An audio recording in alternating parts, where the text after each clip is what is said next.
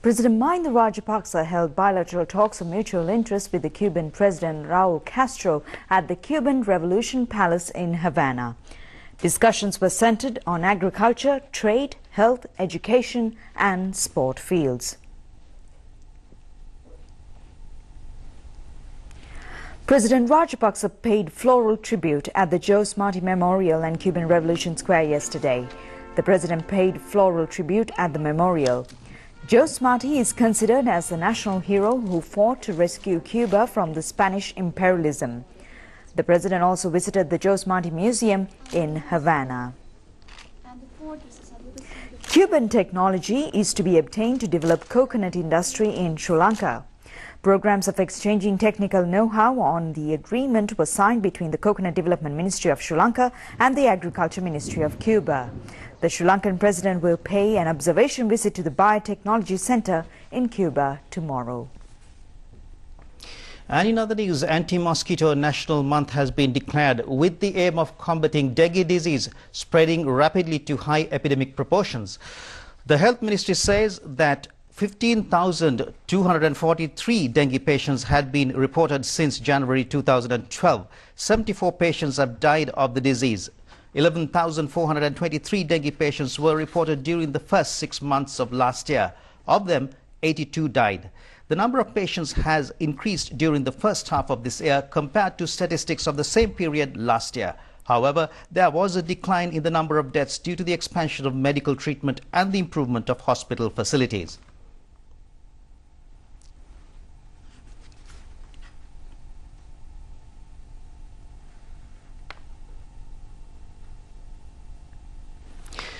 The Anti-Mosquito National Month will be implemented from the 25th of this month to the 25th of July. The aim is to combat dengue epidemic being spread in the island with the rainy weather conditions. This was announced by Health Minister Maithripala Sirisena at an emergency meeting of the Presidential Task Force on combating dengue in Colombo today.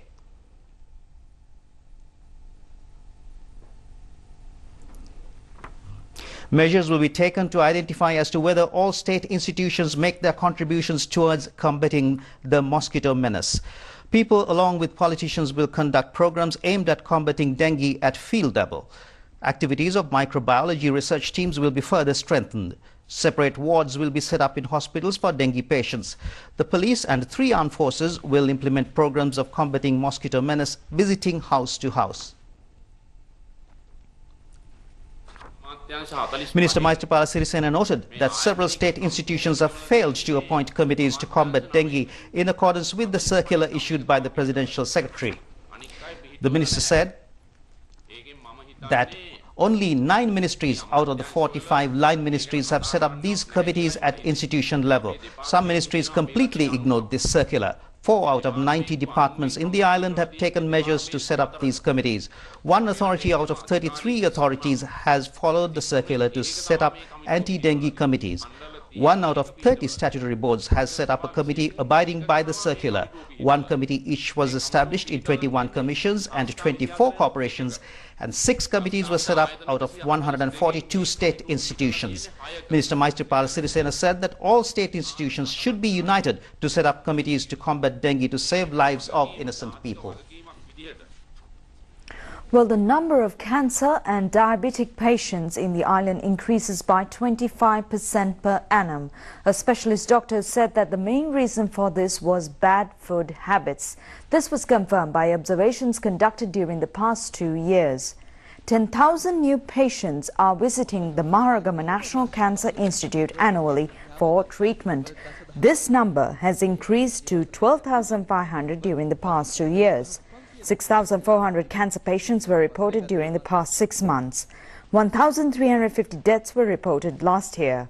The Deputy Director of the Maharagama National Cancer Institute, Dr. Vasantha Disanayake, said that there was a high trend of small children becoming victims for cancer.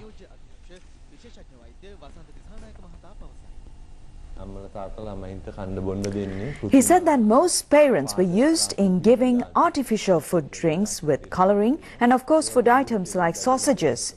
They used to fry these food items using oil. Oil and meat are bad for good health. Such food items have preservatives such as nitrates and various essence. These children will suffer from cancer in 10 to 15 years' time if parents continue to give them such food items. The National Diabetic Centre reported that the number of diabetic patients has been increased due to bad food habits.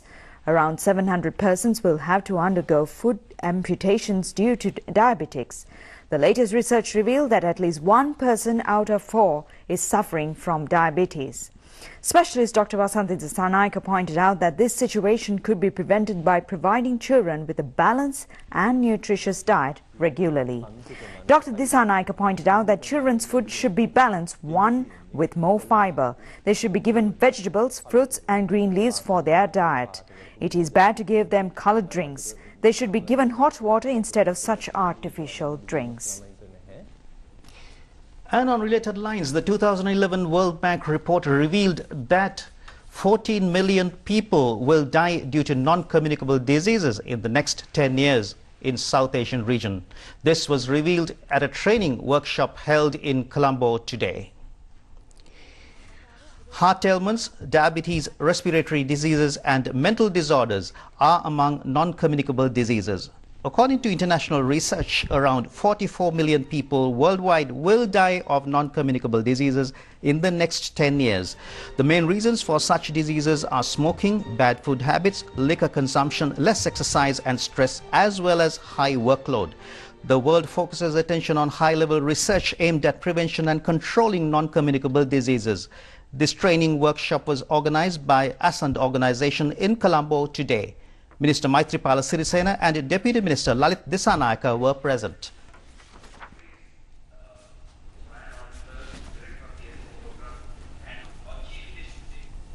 Well, Sri Lanka signs the largest foreign direct investment deal valued at $4 billion with an Indian company.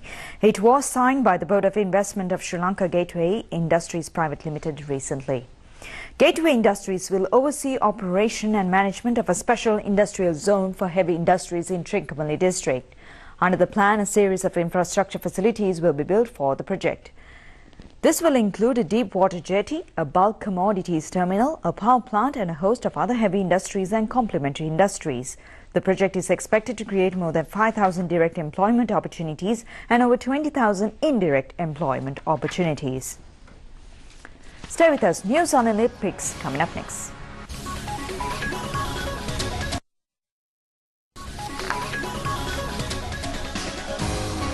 Welcome back, and we move on to more local news.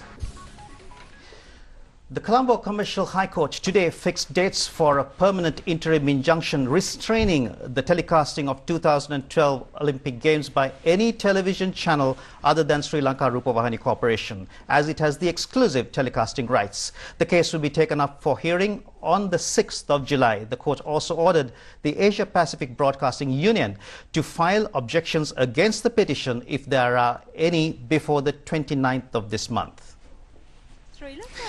In his petition submitted to Colombo High Court on the 17th of May, the Sri Lanka Rupavahini Corporation has cited the General Secretary of the ABU, Javid Motagi, and its Sports Director, John Button, as respondents. Considering the petition, the court issued an enjoining order. Counsels of the petitioners pointed out that the Sri Lanka Rupavahini Corporation has the exclusive right to telecast 2012 Olympics in accordance with the agreement signed by the SLRC and the ABU. The agreement is valid till the 31st of December 2012. According to the agreement, no other channel has the right to telecast the Olympic Games in Sri Lanka. Therefore, the lawyers said that under these circumstances, another channel has claimed that it has the right to telecast the Olympic Games. The Colombo Commercial High Court judge has decided that this was a violation of the agreement, and accordingly, he issued an enjoining order and an interim injunction against the Asia Pacific Broadcasting Union. But the Sri Lanka Rupavahini Corporation had to file another petition on the 23rd of May as Sirasa Media Network continued its advertising campaigns on the telecasting of 2012 Olympics. Considering this petition, the Commercial High Court issued an enjoining order restraining the MBC-MTV Media Network from telecasting all publicity and advertising campaigns relating to telecast of 2012 Olympics. A housing project is being implemented for public sector employees in the northern province. 640 houses will be built in Veppamkulam in Omanthe under this project. A 316-acre block of land has been allocated for the housing project. A 40 land was vested in a public sector employee each to build a house. A housing loan of 500,000 rupees has been given at 8% interest for them to build their houses. The construction work began in September last year. The construction work of several houses is nearing completion. Public sector employees in the northern province are facing severe difficulties due to housing problems. The majority of these employees are living in rented houses. This was disclosed by the Vavuniya District Secretariat. The National Housing Development Authority has been vested with the task of carrying out all coordination activities and providing all technical advice to build houses. Infrastructure facilities at the village, including shops, schools and playgrounds, will be developed under this initiative. Well, a suspect has been taken into custody for his alleged involvement in the Mulgerigala Katuana assassination. Inspector General of Police N.K. Ilangakon told the media conference in Colombo today that police investigations are continuing. IGP Ilangakon revealed that according to evidence given by a witness, a suspect who was engaged in the attack had been identified in the investigations conducted so far. The Director General of the Media Centre for National Security, Lakshman Hulugala, made his observations on views expressed by parliamentarian Anurakumara Dissanayaka to media with regard to this incident. Mr. Hulugala said that 3 breakaway factions of the JVP had already made 10 complaints to the police. He added that 5 out of 10 complaints are now before the judiciary. Therefore, no one can say that the police had failed to conduct investigations. The JVP has pasted posters countrywide within 6 to 7 hours of the incident. There was a suspicion that they have pasted these posters before the double murder. Persons connected to the murder were not in the army during the 1987 to 90 period. The police will identify suspects with a history of assassinations of army officers and they will be produced before court.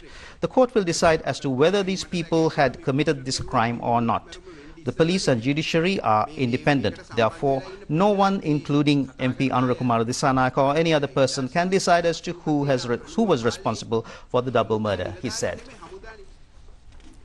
Well, Minister Bassel Rajapaksa pledged to upgrade the Dehivalan National Zoological Garden to a fully fledged zoo with all facilities.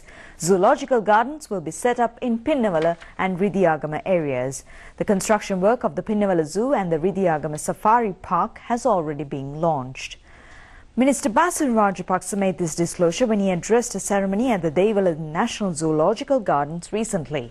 He declared open the Centre of Protecting Baby Animals, Veterinary Laboratory, the renovated restaurant and the modern sanitation network. The 3-storied centre built to look after newly born baby animals is comprised of baby animal units, rooms and intensive care units. A laboratory with all facilities was set up at the 2nd floor of the centre. This was the first judicial veterinary medicinal laboratory set up in the island. A drug store, hospital administration unit and several other facilities are housed at the 3rd floor. The modern sanitation network has facilities for the disabled. Internet facilities could also be obtained free of charge at the zoological gardens. Several people's representatives and ministry officials attended the ceremony. Well, Dr. Vijitha Nanayakkara has been appointed as the new Vice-Chancellor of the Sri Lanka Open University. This appointment was made by President Mahinda Rajapaksa. Mr. Nanayakkara completed his basic degree from Peradeniya University and he obtained doctorate from Bangalore University in India. And we move on to the trading details of the Colombo Stock Exchange for today. The all-share price index increased by 6.89 points to close at 4,998.10, while the Milanka price index increased by 12.7 to close at 4,462.5 in the Colombo Stock Exchange for today. Daily turnover was 0.2 billion rupees.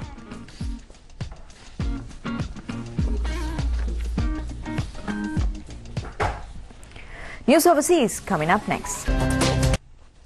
We move on to news overseas now. The 7th G20 Heads of State Summit began in Mexico.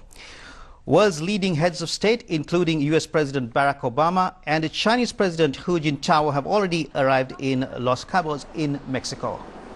19 countries with world's largest economies, including the United States, Russia, China and France and the European Union, represent the G20 group.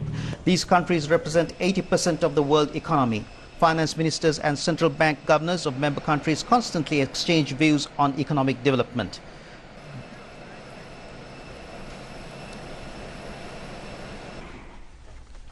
Well, here's news in brief from around the world.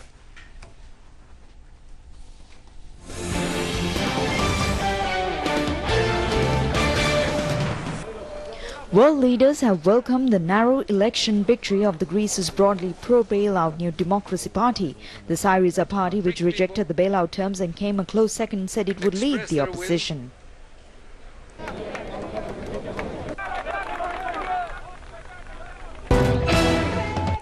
Egypt's Muslim Brotherhood Party said its candidate Mohamed Morsi had taken a lead in the Sunday's presidential election against Hosni Mubarak's last Prime Minister Ahmed Shafiq.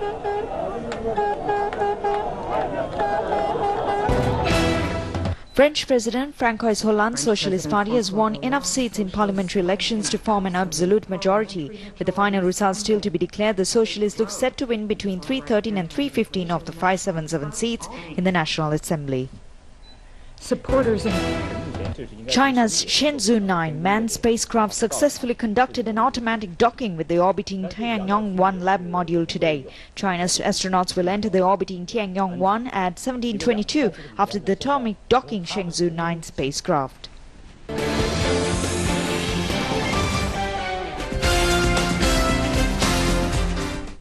Hello and a very good evening. You're with me, Zinat Bongzo, bringing you the latest in the world of sports. Sri Lanka Navy and Kandy Sports Club recorded victories in their inter-club rugby tournament matches played yesterday. Sri Lanka Navy beat Sri Lanka Police by 31 points to 17 in the inter-club rugby tournament match played at Bambalapitiya Police grounds yesterday. Navy scored their 31 points of 1 goal, 3 tries, 2 penalties and 1 drop goal. Police in reply scored 2 goals and a penalty.